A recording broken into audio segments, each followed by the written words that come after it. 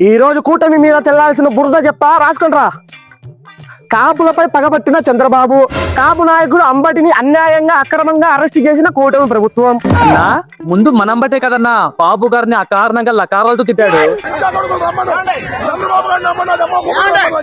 ముందు మనవాడు ఏమన్నాడని కాదు, తర్వాత కూటమి ఏం చేసిందో దాన్నే రాతంతం చెయ్యాలి, కులానికి రుద్దాలి. సూపర్ అన్న.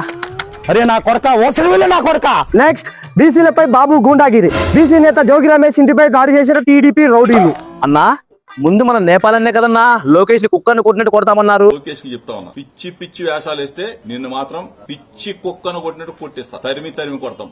రే ముందు మనవాడు ఏం వాగాడని కాదు, తర్వాత కూటమి ఏం చేసిందో అదే రాద్ధాంతం చెయ్యాలి, కులానికి రుద్దాలి. సూపర్ అన్నా. నెక్స్ట్ తిరుమల నెయ్యిలో జంతుకోవు కలవలేదని తేల్చిన సీట్. పవన్ కళ్యాణ్ చంద్రబాబు క్షమాపణలు చెప్పాలి, సత్యమేవ జయతే. అన్నా అసలు పాలు వెన్న లేని పామాయిల్లో కెమికల్ కలిపిన రసాయనాన్ని నెయ్యిలా సరఫరా చేసిందని చెప్పింది కదా సిట్టు. తెలుసురా, 68 లక్షల నెయ్యి కానీ నకిలీ నెయ్యి సరఫరా చేశారని తెలుసు. దాంతో 20 కోట్ల లడ్లు కలుషితో చేశారని తెలుసు. మన హిందువుల మనోభావాలు దెబ్బతీశారని తెలుసు. కానీ మనం నెయ్యి కల్తీ కాలేదని చెప్పాలా, జంతుకోవు కలవలేదని కవర్ చేయాలా, గుళ్ళకు పోయి దొంగ హోమాలు చేయాలా? మంచి మంచి కట్టుబాట్లు సార్.